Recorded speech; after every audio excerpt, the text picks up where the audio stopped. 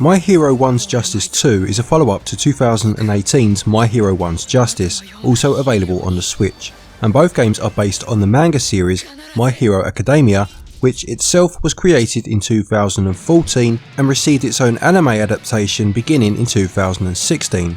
Is this game worth picking up? Well, I'm Glenn for SwitchUp, thank you to Bandai Namco for the review code, and now, let's find out.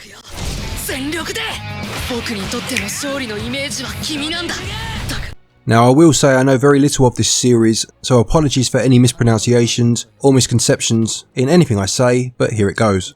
Now from what I can ascertain, this sequel picks up where the first game left off, with the battle between main protagonist All Might and antagonist All For One having been resolved and All Might being the victor. He achieved this though at the expense of the last of his strength, and therefore passes the torch onto his sidekick Izuku Midoriya, a young boy without any superpowers or quirks as they are known, in a world where such things have become commonplace.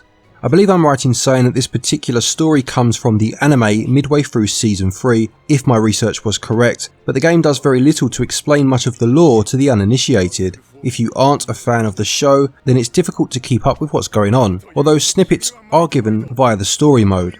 If you are a fan though, then taking on favourite characters in an existing storyline will be an exciting prospect. Onto the gameplay then, and My Hero 1's Justice 2 is of course a fighting game, but is more of an arena fighter in the same vein as other Switch games such as Dragon Ball Xenoverse 2 or Kill la Kill If. For those unsure exactly what this means or how it affects the gameplay, you are essentially fighting one-on-one but in a 3D arena or area. The camera is dynamic and will move to follow the action but is not stationed behind your character, meaning that as you fight, you can potentially move into the distance as you circle your opponent looking for an opening.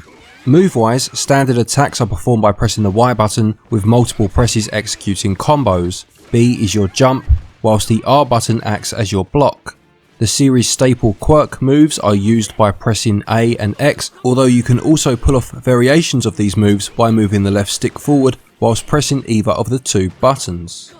I loved just how dynamic and fluid fights could feel at times. There were several reasons for this. The first was the extra layer of strategy the arena type combat offered. Having to deal with opponents that would dash off into the background before charging at you at speed, dealing huge amounts of damage if they hit, was a fun challenge, and really added something new to the more traditional fighters on a 2D plane I was much more familiar with. It led to some very close battles at times too.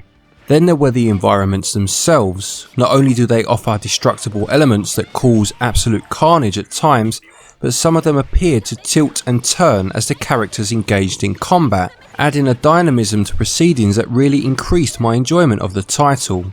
There was also the potential for matches to become airborne at times, adding a nice verticality, which again kept things fresh. My Hero 1's Justice 2 also includes a few different options in terms of gauge based special moves. First up is your Plus Ultra gauge, which has 3 levels of charge, as well as your sidekick bars that once filled allow you to call the sidekicks in to assist you momentarily. You pick your sidekicks at the start of each battle. Once you have a level of charge on your Plus Ultra gauge, holding R and pressing X will pull off a special powerful move. 2 levels of charge allows you to pull off an even more powerful move by holding R and pressing A, and finally a Plus Ultra All move, usable once you have 3 levels of charge, is performed by pressing R, X and A at the same time. These are all accompanied with a very flashy looking animation showing each attack in all its visceral glory. The aforementioned sidekicks are called in by pressing the ZL or ZR button respectively, but again pressing both buttons at once will call in both sidekicks for an even more powerful move. The combination of the more simple moveset coupled with the more complex stages than usually found in fighters was a good mix. It meant that you could focus more on the timing of the moves, having an extra dimension to consider when executing them of course, rather than having to remember long button combinations.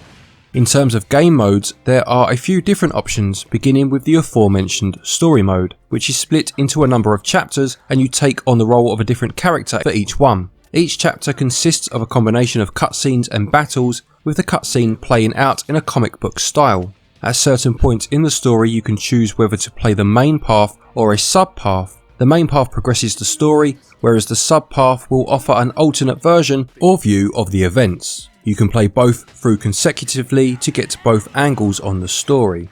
Next up there is a mission mode, which sees you using the in-game currency you earn throughout the various game modes, called hero coins, to purchase characters to make up a team and take on various missions. You have to defeat opponents to pass the mission and move on to the next one.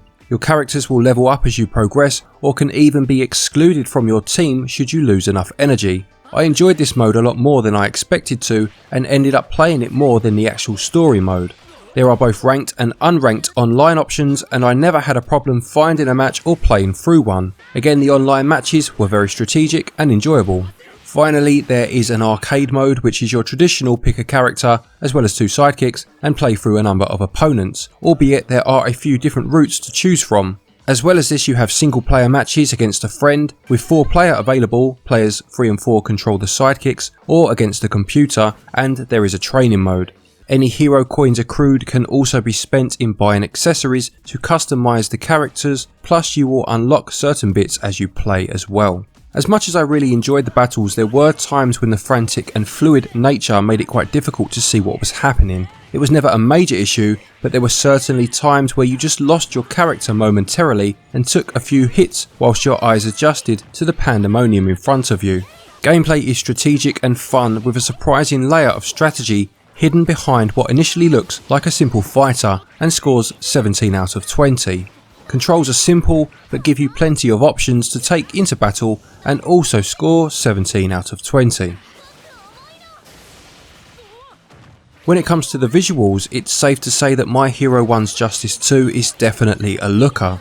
Characters look like they've stepped right out of the pages of a comic book, and everything looks great in motion. Environments are vibrant and detailed, and the destructible element mentioned earlier brings so much life and energy to a fight that it just elevates the experience. Smashing an opponent through a wall or taking things from the street into the front of a restaurant via the glass window is fantastic, and it adds a gravitas to proceedings that looks stunning and feels brutally significant. Some areas looked a little dull compared to others, but generally each new environment was fun to discover, and things also looked good in handheld mode, with a slight drop in quality to character models, but none of the blur that I've found in a few other fighters in this mode. Performance wise, things seemed to be running at 30 frames per second, and whilst things were smooth for the most part, there were noticeable drops at times, particularly during special moves, or most notably when parts of the environment were destroyed. It never got to a point where I felt it affected the gameplay, not even close for me, but people's mileage with frame rate drops is always different, so it's worth just bearing in mind if such things sway your decision when buying a game. Audio wise, the music fits the game very well, although apologies, I couldn't tell you if the music is from the anime, again having never seen it. There are Japanese voices used whilst displaying subtitles, and it may disappoint some people to know that there is no English dub. Again, to my layman ears it fitted very well, and how much such an exclusion will affect one's enjoyment will be a very personal thing, depending on your feelings towards dubbing and subtitles, although I will say at some times the subtitles flash up during a battle, making it practically impossible to read them, as you cannot afford to lose concentration from what's going on in front of you. Visuals are a delight to behold, with very minimal slowdown at times and a couple of more bland environments relative to the others, holding it back a touch, but they score 18 out of 20. Audio is very suitable to the frantic nature of the gameplay, although I'm sure some will lament the exclusion of an English dub, and it scores 17 out of 20. My Hero 1's Justice 2 costs £49.99, €59.99 or $59.99, and to its credit it does include a few different game modes for this price. As mentioned, you have your traditional arcade mode, but also of course the story and the surprisingly fun mission mode. Then there is the inclusion of online battling and a decent sized character roster, plus the ability to customise your characters to a degree as well. What I will say is that if you are not a fan of the show, the story will probably be lost on you. This might seem like an obvious statement, but I have played other games based on anime shows which try to incorporate newcomers better. If you are already a fan of the show, this of course is a moot point. It also has the advantage of having less competition for its particular brand of fighting, despite the Switch having an abundance of fighters, and on balance, value scores 14 out of 20. To conclude, My Hero 1's Justice 2 looks, sounds, feels and plays fantastically well. If you are a fan of the show or the original game, then I'm sure you will have a great time with this one. If you do not know anything of the series at all, much like myself, then there is still a fantastic fighting game to be found here, as long as you are happy to either do some additional research of who's who, or just let the story pass you by. The price is quite high and some may want to wait for a sale, although on the flip side I can fully appreciate a variety of game modes and high production values.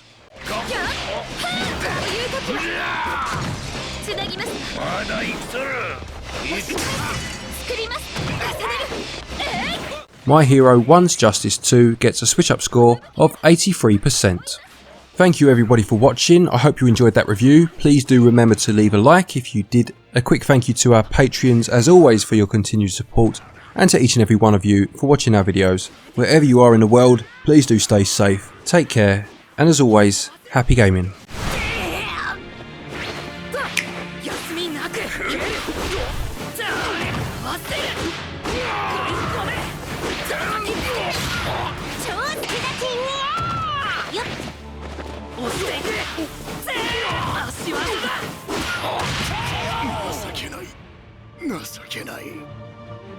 Round 2, ready, crash!